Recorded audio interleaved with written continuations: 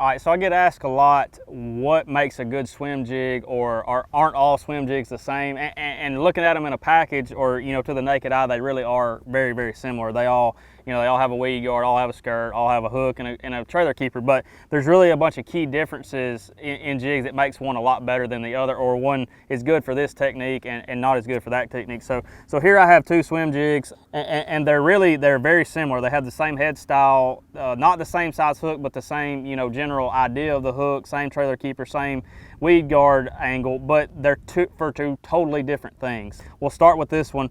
And basically what we have here is a full skirt. It's not going to be that finesse looking skirt where the tabs are cut up close to the head and tied and there's only one layer of skirts that come down. So you're going to have a lot more full skirt. This is a 50 strand skirt, and basically what this is going to be used for is fishing around the bank. It's going to be used for fishing around covered docks, laydowns, grass, reeds like we have here today.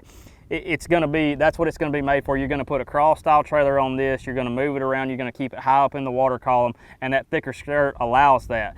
Most of the time in this situation, you're going to have a little bit more compact hook because you're going to be dealing with that situation, bringing those fish out of a lot of nasty cover, and you don't want that big gaff hook sticking out of his mouth after you've hooked him, grabbing onto stuff as you're trying to drag him out.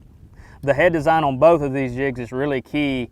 As far as this jig running straight, not wanting to run to each side. It has a good rocking action if you put a paddle tail on either one of them, but it's also going to come through cover very well. It has a keel design, so a really good deal there. Moving on to the next one, you can already tell if I hold them both up, this skirt is a lot thinner than the one I was just previously talking about.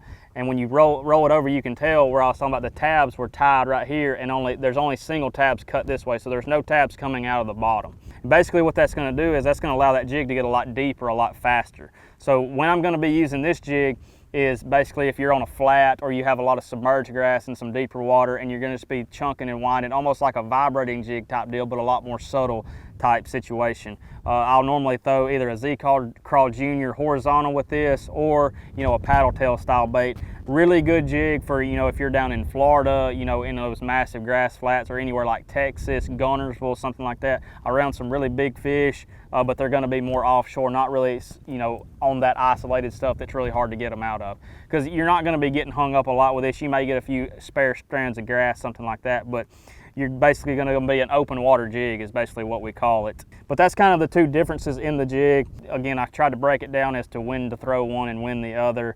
So basically the biggest deal with a swim jig is you're a lot of times going to be fishing around cover, and you're wanting that bait to come through there as easy as possible and to not put as much strain on you. And line tie placement is a huge deal, and where this line tie has been placed with this keel style head, it just comes to that cover effortlessly and allows the bait to be presented a lot more naturally, and it probably gets you a few more bites when you're, maybe you may be going behind somebody or in a pressured area, and those little key details can be a huge factor in catching a few more fish.